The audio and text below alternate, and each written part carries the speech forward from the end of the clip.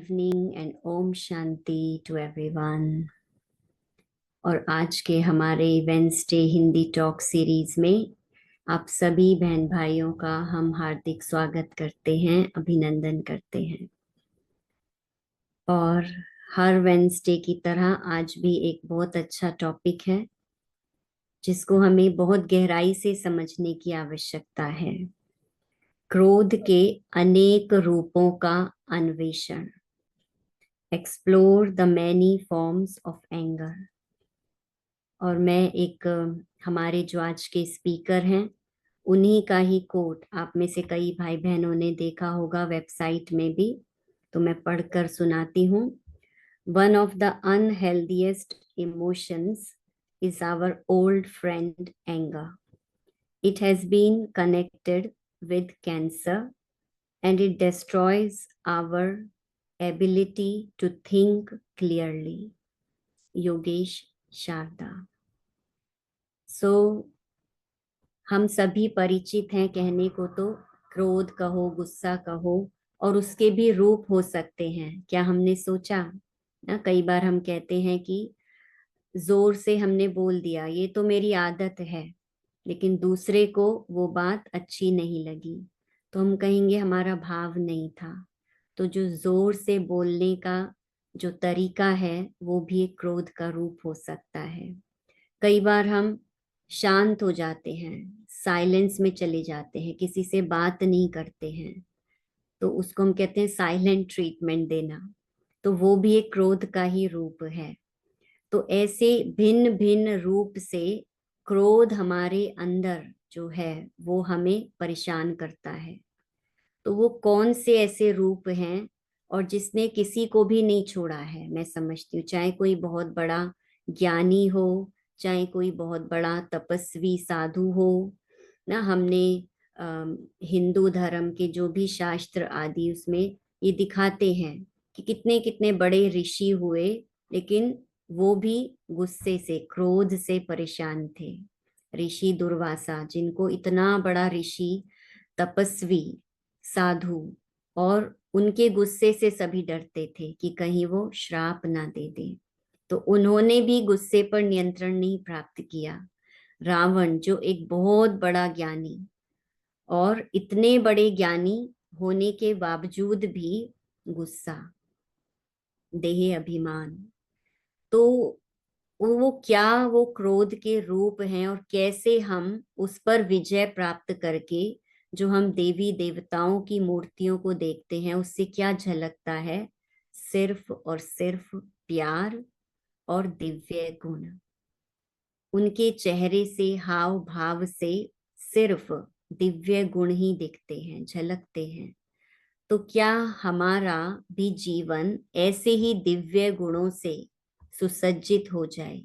तो उसी को समझाने के लिए कैसे इन सभी रूपों को पहचान कर क्रोध के, और हम अपने जीवन को दिव्य गुणों से सजाएं और क्रोध पर संपूर्ण विजय प्राप्त करें। तो मैं रिक्वेस्ट करती हूँ हमारे योगेश भाई से, आपका भी हम बहुत बहुत स्वागत करते हैं आज के हिंदी टॉक में। और मैं समझती हूँ बहुत सारे भाई बहने परिचित हैं आपसे, लेकिन जो आज पहली बारी जुड़े हैं तो उनके लिए मैं थोड़ा सा आपका परिचय देना चाहूंगी। तो ब्रदर योगेश, उनका जन्म मलावी अफ्रीका में हुआ, और वो born and brought up in England, London, Oxford. और आप मोर देन 40 ईयर्स से आप ब्रह्मा कुमारी के संपर्क में हैं। आप मेडिटेटर हैं, मेडिटेशन करते हैं, सिखाते हैं, सीनियर राजयोगा टीचर हैं, और ओवर 20 ईयर्स से आप personal development trainer and workshop facilitator के रूप में अनेक वर्कशॉप्स, सेमिनार्स और बहुत सारे प्रोग्राम्स आप करते हैं। और न सिर्फ आप वैसे बेस्ड हैं वर्तमान समय टर्की में, न सिर्फ टर्की में बल्कि मैं कहूँगी पूरे world wide, UK, Europe, middle east, USA, Canada and India, सब जगह आप एक इंटरनेशनल वक्ता हैं। और बिजनेसेस में, कम्युनिटीज में, हॉस्पिटल्स में, यूनिवर्सिटीज में, यूथ ऑर्गेनाइजेशंस में आप ये सब सेमिनार्स कंडक्ट कराते हैं। और युवाओं के लिए खास आप एक प्रेरणा है। अनेका अनेक भाई बहनों के जीवन में आपने अच्छी सही राह दिखाने के आप निमित्त बने हैं। और मेरा पर्सनल अनुभव भाई के साथ में, हम भी कुछ समय से आपके संपर्क में हैं। सो आपको जब हम देखते हैं तो वो एक रूहानियत, वो जो मैं दिव्य गुणों की बात कर रही थी, वो अभी भी ऐसे समय में भी वो आपके चेहरे से झलकती है। आपका presence, it makes a difference. आप जहाँ भी जाते हैं वो एक जैसे वातावरण ही दिव्य हो जाता है। So thank you for joining us. और अभी टाइम डिफरेंस भी है, और over to you. Thank you Yogesh भाई। Thank you. Good evening Ruchi बहन, आपने तो इतना ऊंचा मुझे प्रेज किया। I hope I am worthy of that. तो आज की टॉपिक जैसे बहन जी सुना रही थी, बहुत प्रैक्टिकल और इम्पोर्टेंट टॉपिक है। तो पहले से मैं ये बता दूं कि मैं थोड़ी हिंदी इंग्लिश मिक्स होएगी, तो आई होप इट्स ओके। तो मुझे याद है कि बचपन में जब मैंने पहले देखा था, दो लोग एक दूसरों के साथ आर्ग्यू कर रहे थे। इस टाइम में शायद 5-6 साल का था। तो जो ये टू एडल्ट्स एक दूसरों से आर्ग्यूमेंट कर रहे थे, एक दूसरों को कुछ इंसल्ट कर रहे थे, तो मेरे मन में ये ख्याल आया कि जैसे ये बीमार है, इसे नहीं होना चाहिए। जैसे फिजिकली किसी के शरीर में कुछ बीमारी होती है, तो मुझे लगा कि इनके मन में कुछ बीमारी है, इसलिए ऐसे ये बिहेव कर रहे हैं। ये नॉर्मल नहीं है, और थोड़ी देर के बाद ये फिर ठीक हो जाएंगे। तो बचपन से मुझे लगता था कि गुस्सा होना मीन्स इट्स ए सिकनेस, ये नॉर्मल बिहेवियर नहीं है। कि बच्चे गुस्से हो सकते हैं, लेकिन जब कोई बड़ा होता है तो ये जो बिहेवियर होती है, इसके साथ गुस्सा होना या जेलसी करना या कोई भी नेगेटिव इमोशंस, एडल्ट लाइफ में ये इमोशंस नहीं होने चाहिए, ऐसे मैं सोचता था।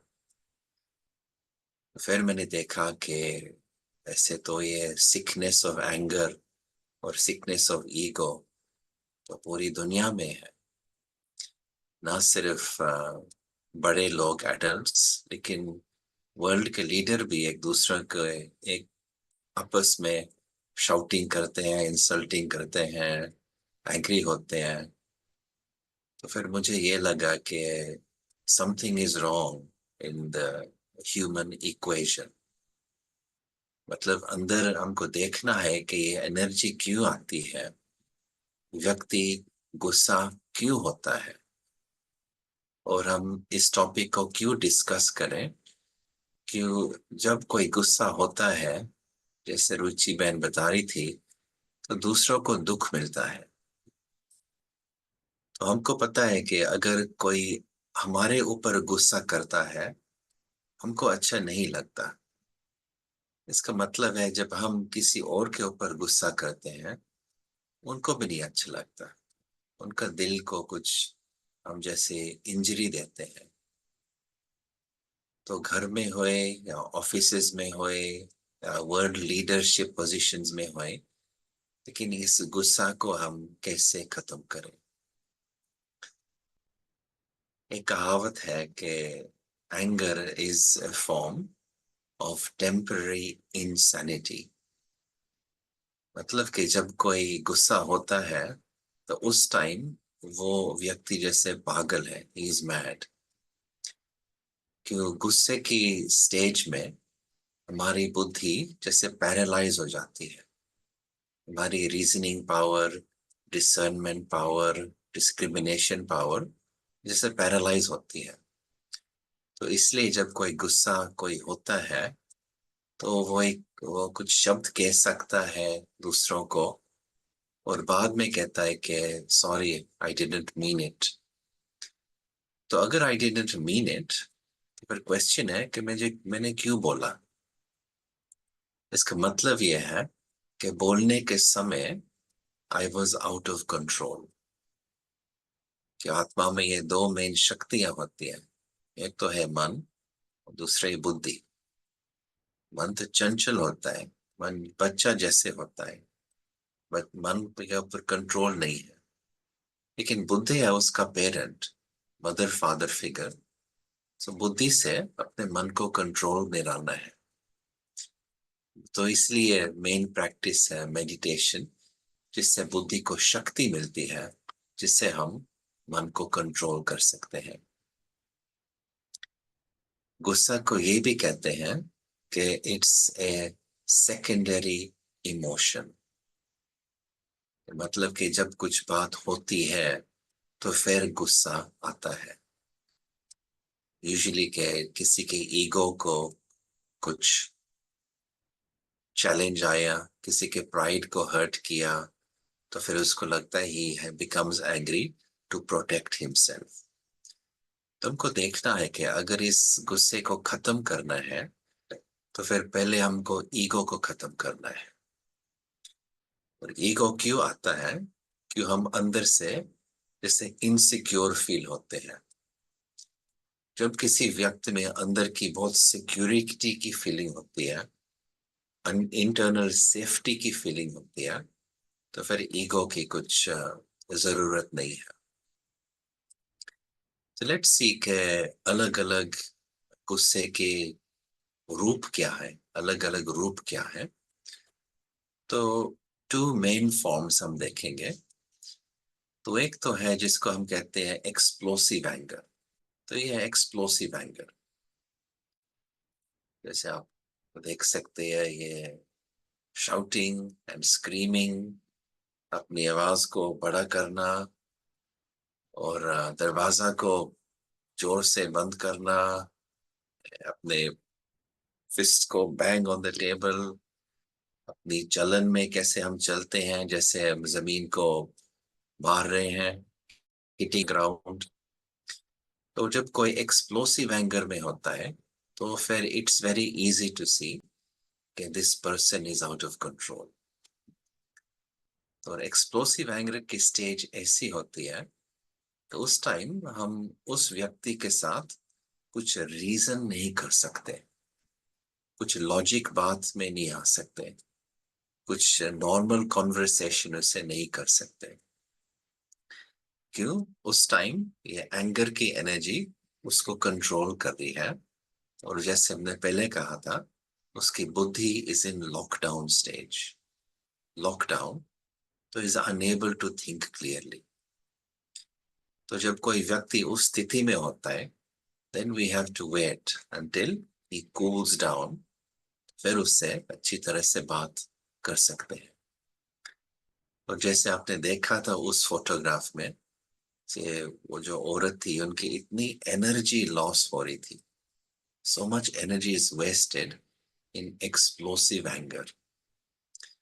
तो यूजुअली जब कोई ऐसे गुस्सा होता है, तो थोड़ी देर के लिए एटलीस्ट, और बाद में शांत हो जाता है। He needs to be alone.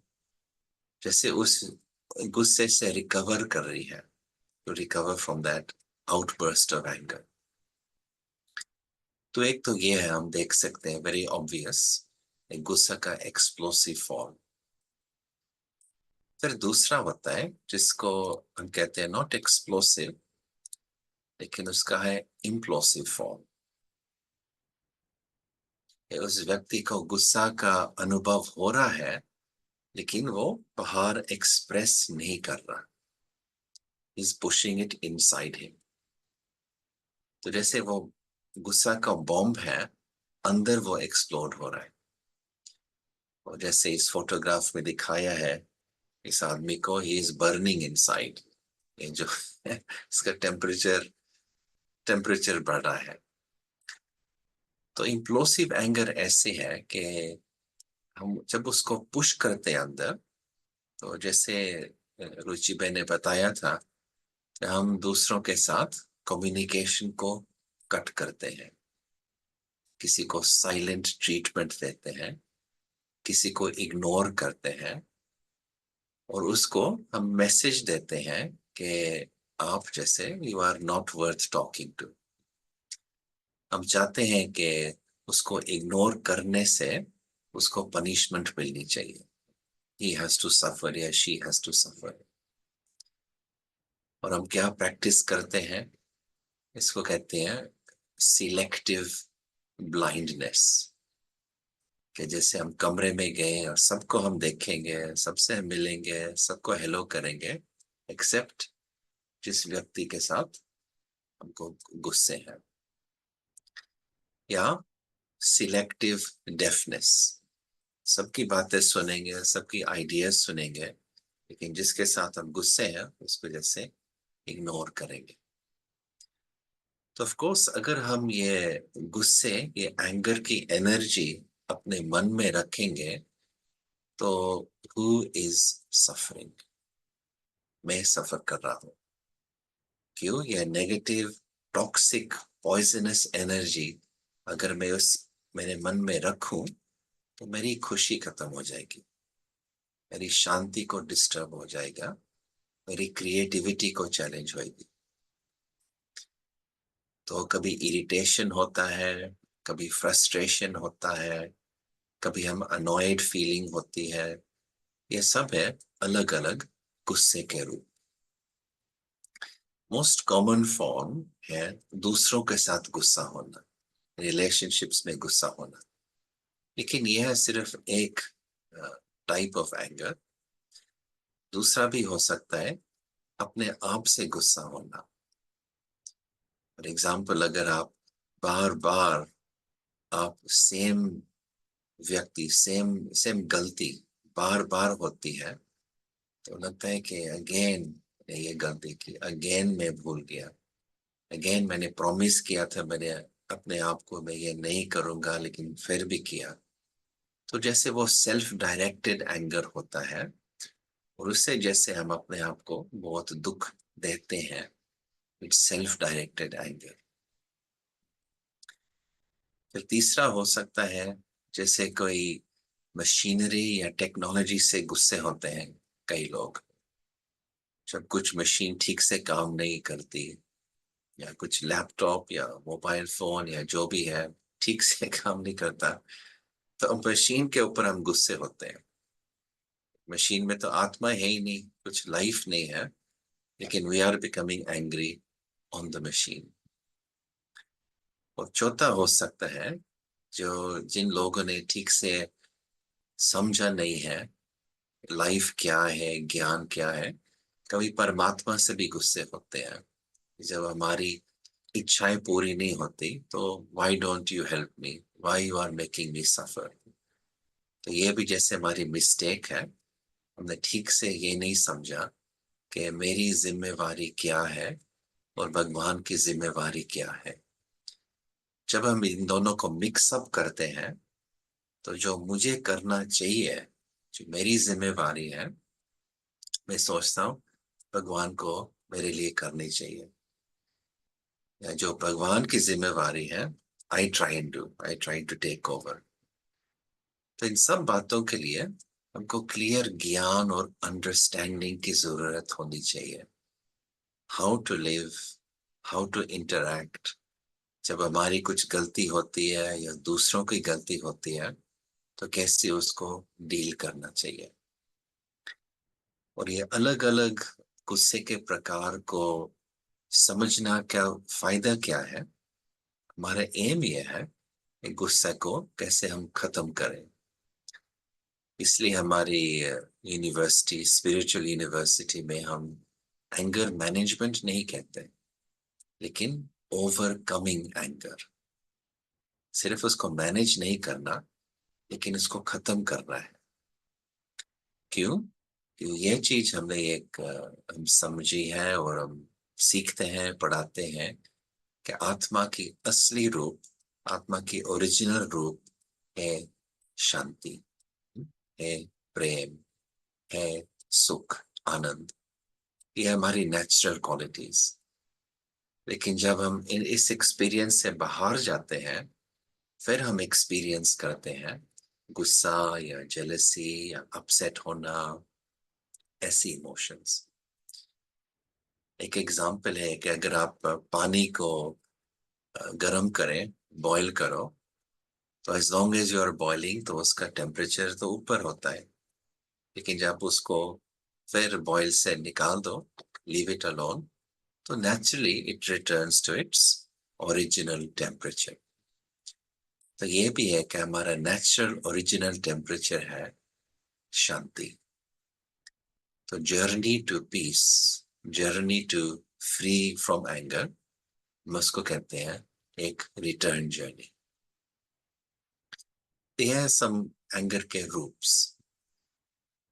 एक और एंगर का रूप ये है जिसको हम कहते हैं सप्रेस्ड एंगर, और दूसरा है रिप्रेस्ड एंगर। कभी कभी अंदर से एंगर आता है, लेकिन he forces himself, he stops himself from being angry। फिर क्या होता है कि उस एंगर जो फीलिंग है उसको जब हम सप्रेस करते हैं अंदर, तो जैसे थोड़ी देर के लिए उसको जैसे लगता है कंट्रोल किया है, लेकिन अंदर का टेम्परेचर बढ़ रहा है, और एक दिन there is a very big explosion. तो वो कॉन्शियसली हम उस एंगर को सप्रेस कर रहे हैं। लेकिन दूसरा होता है रिप्रेस्ड एंगर। रिप्रेस्ड एंगर मतलब हम सप्रेस कर रहे हैं, लेकिन हमको पता नहीं है, कॉन्शियस नहीं है कि हम उसको सप्रेस कर रहे हैं। तो जैसे अंदर वो ऑटोमेटिकली बढ़ रहा है, और उनको पता भी नहीं है कि ये अंदर हो रहा है। और रिप्रेस्ड एंगर से ये जैसे हमारी फिजिकल बॉडी को भी बहुत डिफिकल्टीज होती है। तो कभी लोग कहते हैं कि अगर आपको गुस्से की फीलिंग आती है, तो आपको एक्सप्रेस करना चाहिए। जैसे if you feel angry, you should be angry. ये तो ठीक है कि जब हम उसको एक्सप्रेस करते हैं, तो उस समय वो वी फील बेटर कि हमने उस गुस्से को रिलीज किया है। किसी के ऊपर मैंने शाउट किया है या स्क्रीम किया है, लगता है आई लेट इट आउट। लेकिन जब हम आत्मा को समझते हैं, तो ये हमने देखा है कि जब भी हम किसी कर्म को बार बार रिपीट करते हैं, तो वो संस्कार अपने अंदर में और डीप जा रहा है। तो actually expression is not freedom, temporary release होता है, लेकिन वो संस्कार और अंदर डीप जा रहा है। तो expression is not the answer. और सेकंड जो अभी हमने कहा था, कई लोग कहते हैं सप्रेस करो, अगर आप पे गुस्सा आ रहा है तो चुप रहो, कुछ नहीं कहो, बाइट योर टंग। ये तो ठीक है कि उस सिचुएशन में अगर कोई हमारे ऊपर कुछ शाउट कर रहा है और हम साइलेंट रहें, तो फिर आर्ग्यूमेंट नहीं हो सकती। जैसे कहते हैं ना, दो हाथों से ताली बजती है। अगर हम हमारा हाथ नहीं दें, तो ताली मतलब कौन आर्ग्यूमेंट या कॉन्फ्लिक्ट नहीं हो सकती। लेकिन सप्रेशन ऐसे होता है कि you are raising the temperature inside, और एक दिन बहुत बड़ा एक्सप्लोजन होएगा, न्यूक्लियर एक्सप्लोजन या एटॉमिक एक्सप्लोजन। तो suppression is also never the answer. लेकिन तीसरा तरीका है जो हम प्रैक्टिस करते हैं हमारी स्टडीज में, उसको हम कहते हैं सब्लिमेशन। सब्लिमेशन माना कि जैसे स्टीम होती है ना, स्टीम हो सकती है, या पानी हो सकता है, या आइस हो सकती है। ये अलग अलग रूप हैं ऑफ द सेम थिंग।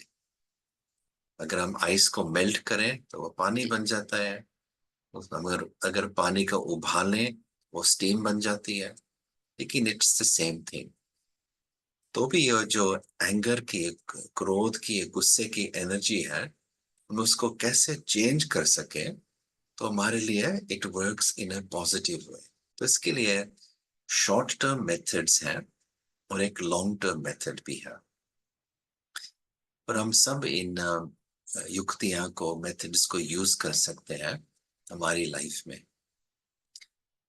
तो पहला शॉर्ट टर्म मेथड है, इसको हम कहेंगे टू पोस्टपोन। मतलब कि मानो एक सिचुएशन है जिसमें आपको फीलिंग हो रही है जैसे आपने अंदर में गुस्सा आ रहा है, तो अपने मन को कहो कि ओके, गुस्सा होगा, let me be angry mind, लेकिन 1 मिनट के बाद उसको पोस्टपोन करो। 1 मिनट के बाद गुस्सा होगा, ठीक है? मन, अपने मन से बात कर रहे हो। फिर 1 मिनट के बाद फिर कहो ओके माइंड, 30 सेकेंड्स और दे दो प्लीज। 30 सेकेंड्स के बाद फिर गुस्सा होना, ठीक है? ठीक है। तो जब 30 सेकेंड्स फिर खत्म होती है, फिर 15 सेकेंड और मिल सकते हैं, उसको पोस्टपोन करते रहो, पोस्टपोन करते रहो। तो फिर क्या होगा, ये वो एंगर की जो एनर्जी है, एंगर की इंटेंसिटी, वो कम हो जाएगी, because you are postponing it. तो जैसे हमने पहले कहा था, तो एक है मन, दूसरी है बुद्धि। जब मन में गुस्सा आता है तो गुस्सा उस बुद्धि को पैरालाइज करती है। तो अगर हम पोस्टपोन करें उस गुस्से को, एंगर को पोस्टपोन करें, तो फिर बुद्धि को जैसे टाइम मिलता है टू बिकम स्ट्रॉन्ग, और फिर हम मन को कंट्रोल कर सकते हैं। ये प्रैक्टिस की बात है, पोस्टपोन द एंगर। हम सोच भी सकते हैं कि गुस्सा क्यों आता है। कई लोग कहते हैं कि किसी ने हमारे साथ ठीक से बात नहीं की, somebody was rude to me। इसे मैं देखा है कि चार चार बिहेवियर्स होते हैं जिनको, जो लोगों को अच्छे नहीं लगते, जिसमें गुस्सा आता है। तो एक तो ये है रूडनेस या डिसरिस्पेक्ट या इंसल्ट करना। उसको लगता है कि वो मुझे से ऐसे बात कैसे कर सकता है, वो मेरे से ऐसे नहीं बोल सकती, तो वी फील डिसरिस्पेक्टेड। तो एक तो है ये। दूसरा है जब कोई हमारे साथ झूठ बोल रहा है, उनको लगता है कि वो झूठ बोल रहा है, उसको पता है कि मुझे पता है वो झूठ बोल रहा है, तो मुझे पता है कि उसको पता है कि मुझे पता है कि वो झूठ बोल रहा है, लेकिन द गेम कंटिन्यूस। तुमको लगता है झूठ बोल रहा है, और व्हाई डजंट ही से मेरी गलती है, सॉरी, मुझे माफी माफी दे दो। तो एक है डिसरिस्पेक्ट, दूसरा डिसऑनेस्टी, तीसरा है जो बहुत बड़ा है आज दुनिया में, वो है सेंस ऑफ इनजस्टिस। मेरे से इनजस्टिस हुई, या कोई हमारे आगे है उसको इनजस्टिस हुई, या हम न्यूज में देखते हैं दुनिया में कुछ इनजस्टिस हो रही है, तो इससे भी लोग जलते हैं, गुस्से में जलते हैं, गुस्से के आग में। Feeling of injustice, it's not fair. और चौथा हो सकता है कि इररिस्पॉन्सिबिलिटी। कोई कुछ जिम्मेवारी लेता है but he does not complete it, या लास्ट मोमेंट में आपको कहता है सॉरी मैं नहीं कर सकता, आप कहते हैं अभी मुझे भाग के करना पड़ेगा, why you didn't tell me before. तो सिचुएशंस तो होती हैं दुनिया में, human beings are human being, situations तो होती हैं, लेकिन प्रश्न ये है कि मेरा गुस्सा और उस सिचुएशन का क्या संबंध है। Why this emotion of anger comes जब ये सिचुएशंस हमारे आगे आती हैं। दूसरा इमोशंस क्यों नहीं आता उस टाइम? फॉर एग्जाम्पल, जेलसी क्यों नहीं आती उस टाइम, या पीस क्यों नहीं आता उस टाइम, या रिवेंज क्यों नहीं आता उस टाइम? Y anger comes. हमको इसको देखना है कि गुस्से के बिहाइंड, गुस्से के पीछे हम क्या चाहते हैं। That we have to understand. Coming to that in a second. तो ये टेम्पररी फॉर्म एक था पोस्टपोन करना, और दूसरा है डिफ्यूज करना। डिफ्यूज होता है ना, कि जैसे अगर कोई सिटी में किसी ने देखा है there is a bomb hidden, तो आर्मी आती है, उसको वायर्स को कट करती है, उसको कहते हैं तो डिफ्यूज द बॉम्ब।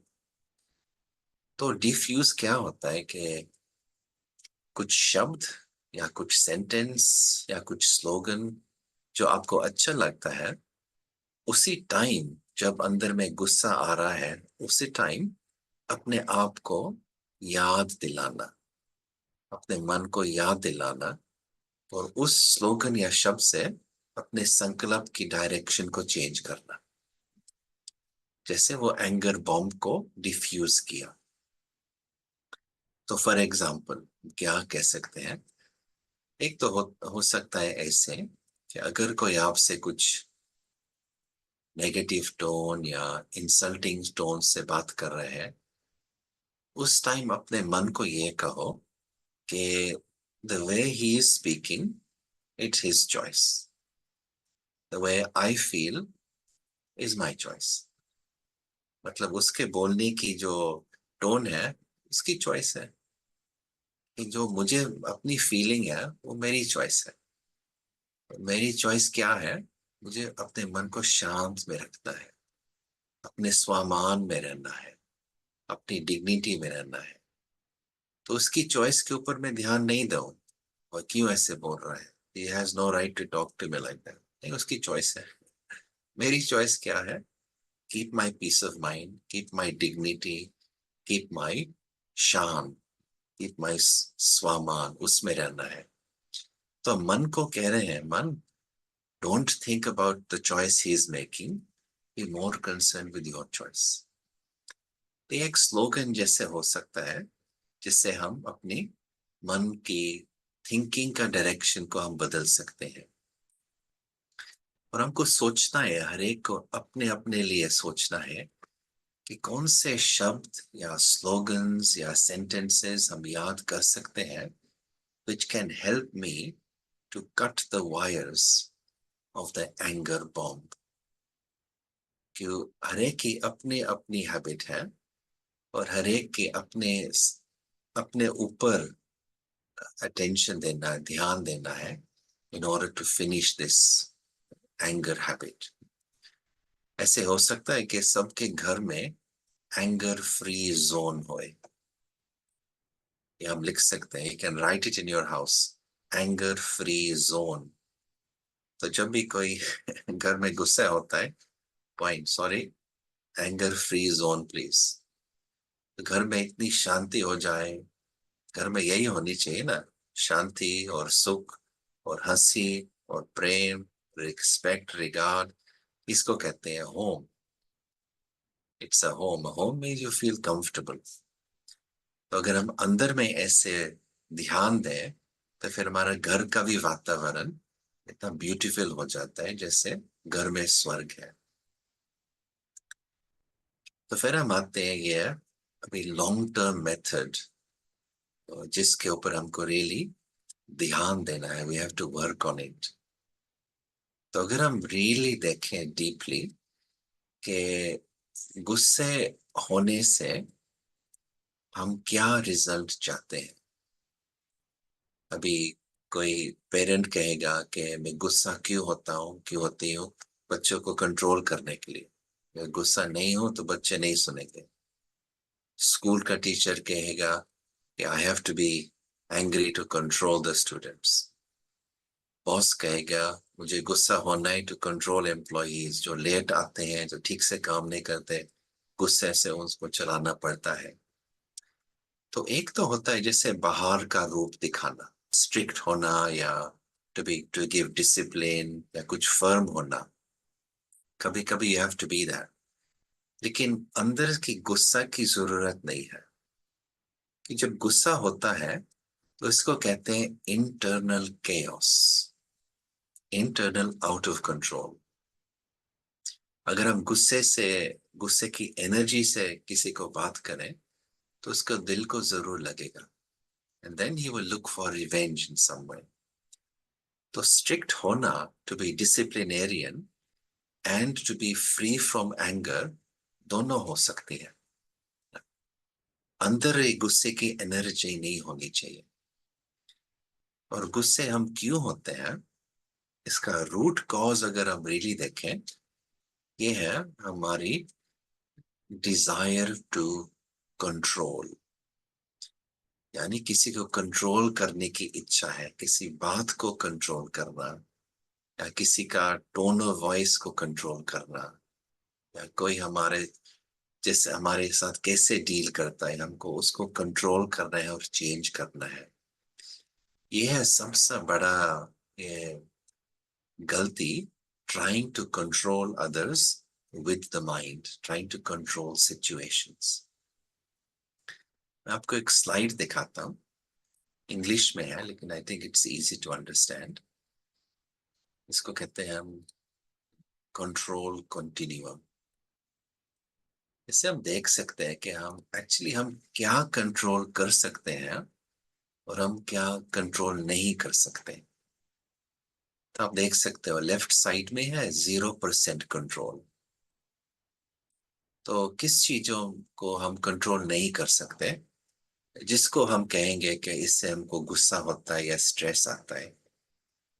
तो जैसे ट्रैफिक, पॉलिटिशियंस हम कंट्रोल नहीं कर सकते, नॉइज, सिटी में जो नॉइज होता है, और ये जो हमने पहले कहा था, जैसे कोई डिसरिस्पेक्ट करता है, इंसल्ट करता है, या कुछ इनजस्टिस होती है हमारी लाइफ में या रिलेशंस में, घर में या ऑफिस में, कुछ रिस्पॉन्सिबल पर्सन्स होते हैं, कोई झूठ बोलता है।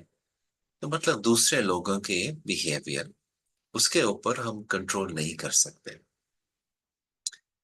लेकिन हम 100% कंट्रोल क्या कर सकते हैं, एटलीस्ट पोटेंशियली। हमारे हाथ में क्या है, ये है राइट साइड में। आप देखोगे 100% control potentially is only possible अपने ऊपर, योर सेल्फ। मतलब अपने रिस्पॉन्सेस, अपने शब्द, अपने संकल्प, अपने एटीट्यूड, अपना बिहेवियर। तो जब हम किसी दूसरे व्यक्ति को कंट्रोल करने को कोशिश करते हैं, ये है गुस्सा होने का कारण। रूट कॉज ऑफ एंगर यही है। तो हमको क्या करना है, डिजायर टू कंट्रोल हमको शिफ्ट करना है बाहर से अंदर, फ्रॉम आउटसाइड टू इन।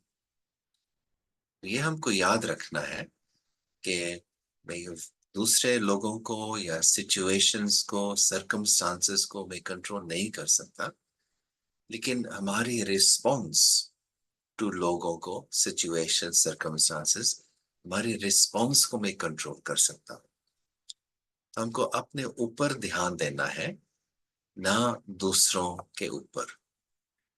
और ये थोड़ा चैलेंजिंग है कि आज की दुनिया में everyone is trying to control everyone. हम देखेंगे, हम जिस दुनिया को कहते हैं it's a culture of blame.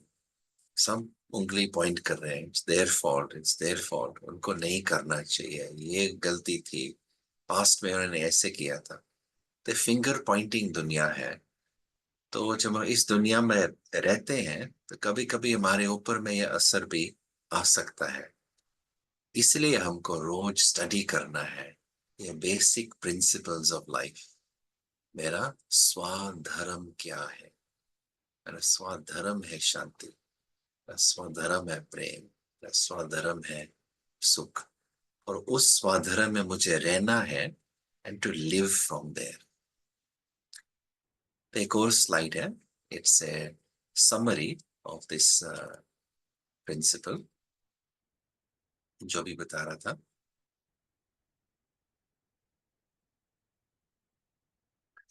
तो ये है इजी टू रिमेम्बर, इंग्लिश में of course, E plus R equals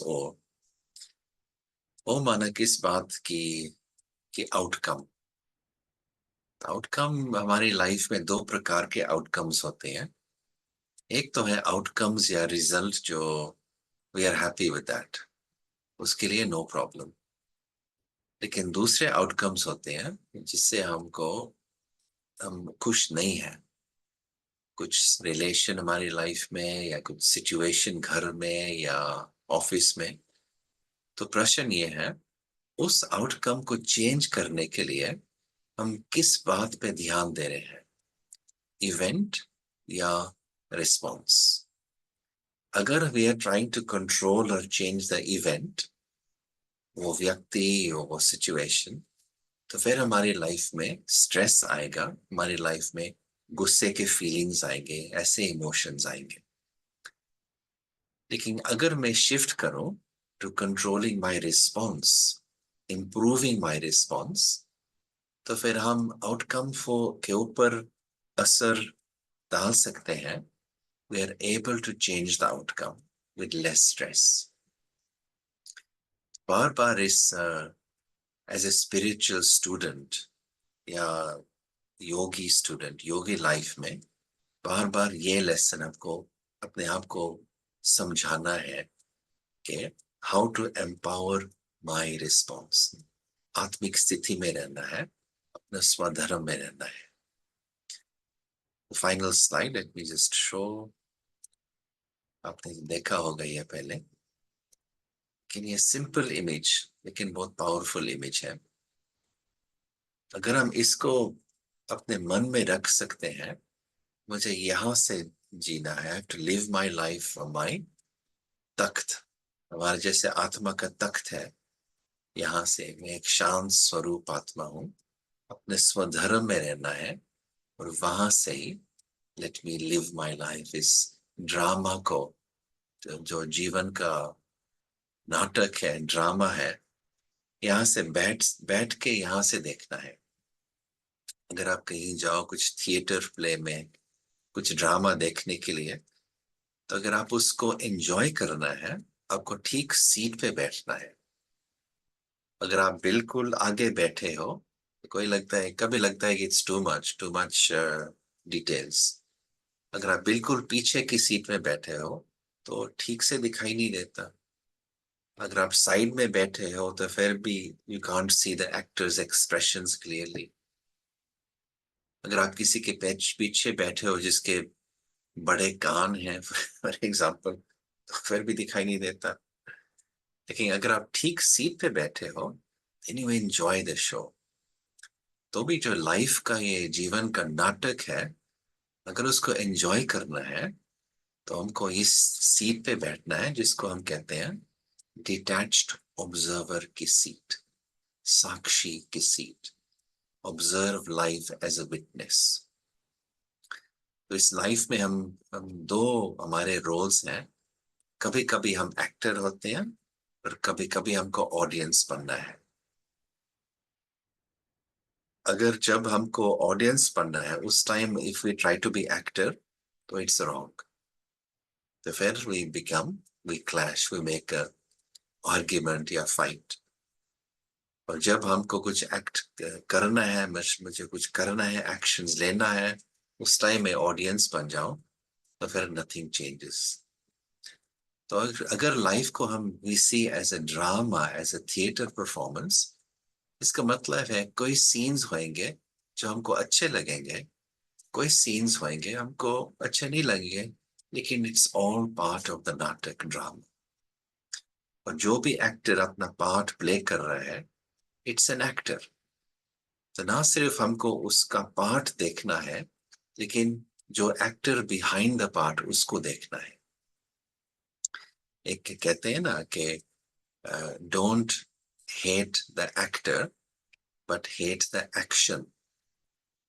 मतलब अगर किसी के एक्शन या बिहेवियर आपको अच्छी नहीं लगे, ठीक है, उसको अच्छा नहीं लगे, लेकिन उस आत्मा जो उस एक्शन के पीछे है, उसको हेट नहीं करना। Don't dislike the soul. तो स्पिरिचुअल लाइफ माना कि अपनी वृत्ति और स्थिति और दृष्टि को बदलना। You can see beyond the behaviour, और उस आत्मा को देखना, see the good wishes, see the positive strengths जो उस आत्मा में है। ओके रुचि बहन, I think I should stop there.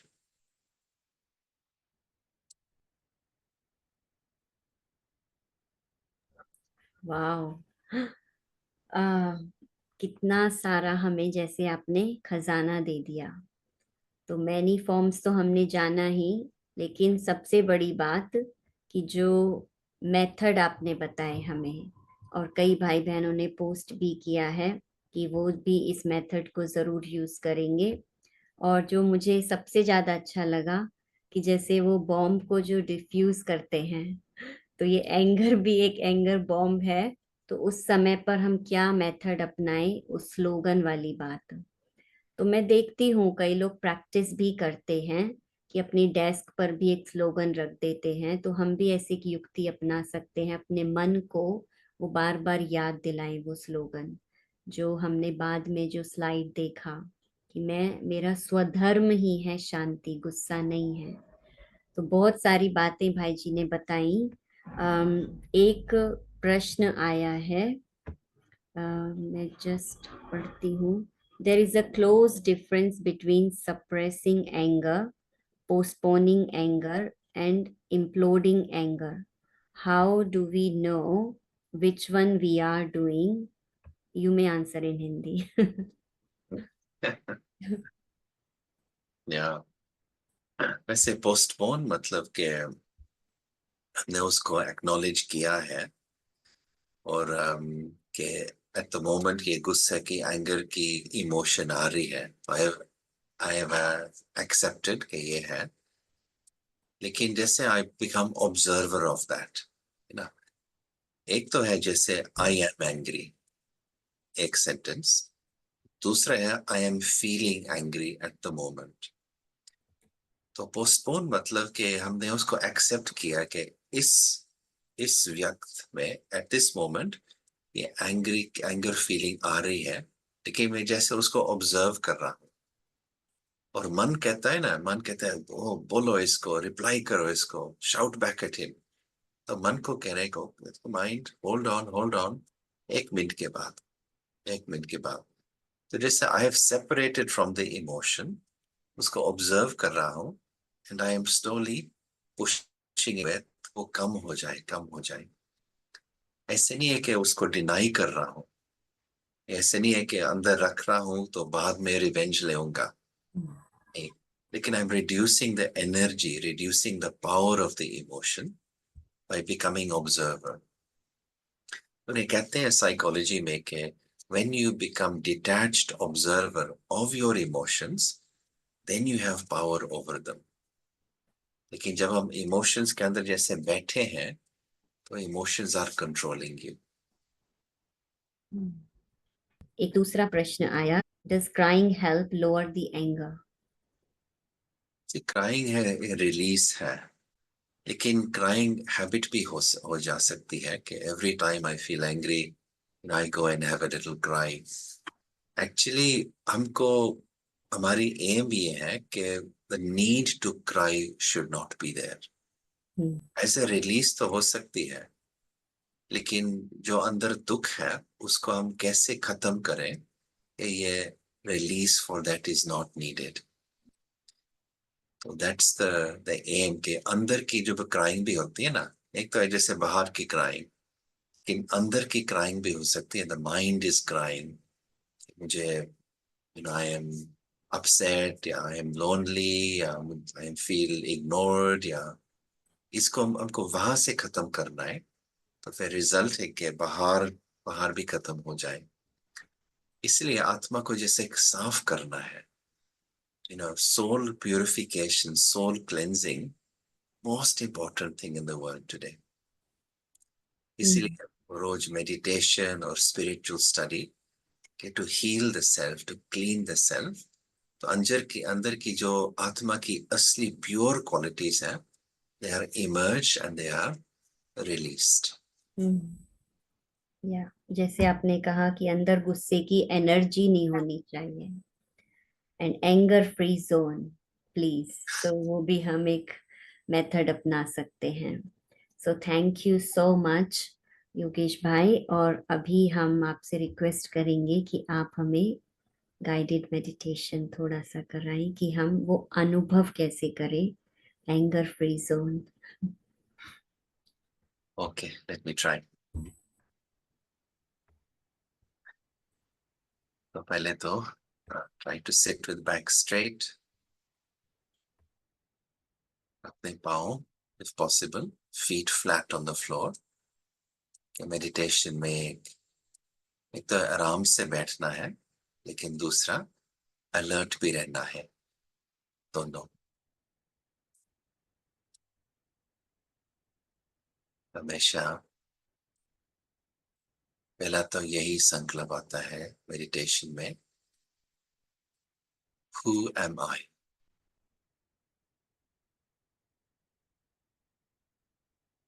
Daily life में हम बहुत अलग अलग प्रकार के रोल्स हमारे होते हैं। कई होते हैं हाउस होल्ड रोल्स, कई होते हैं हमारे जॉब के रोल्स, कई होते हैं हमारे सोशल रोल्स। रोल्स और लेबल्स और मास्क्स रोज हम ये पहनते हैं, लेकिन इन रोल्स के पीछे, इन लेबल्स के पीछे और इन मास्क्स के पीछे हु एम आई।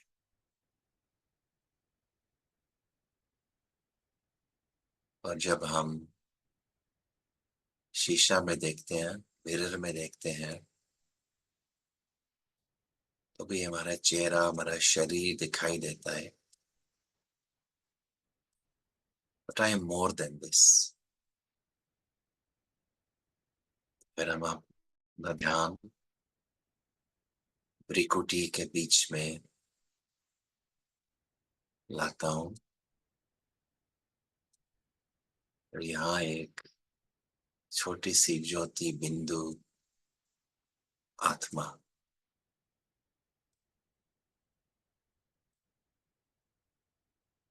मैं आत्मा, मेरा असली स्वधर्म है शांति।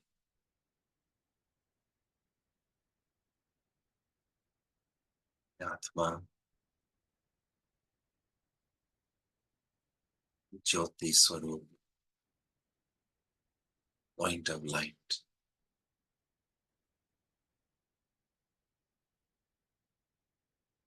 मैं आत्मा कभी नहीं खत्म होने वाली, इटर्नल, फॉरएवर।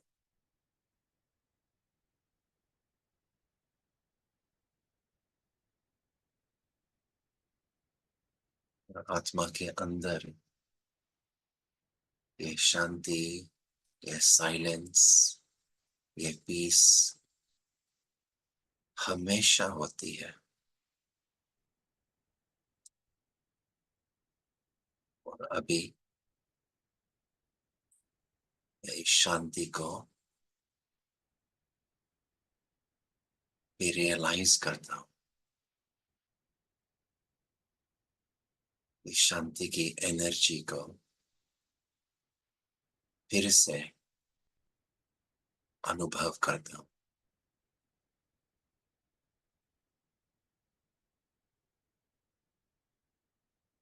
मेरे संकल्प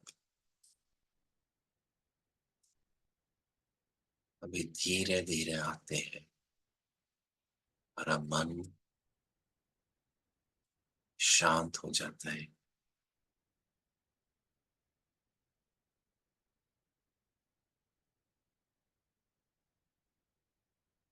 आत्मा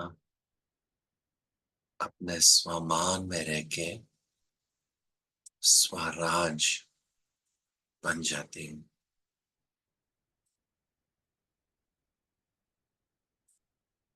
जैसे प्रकृति के बीच में एक सोना का तख्त है,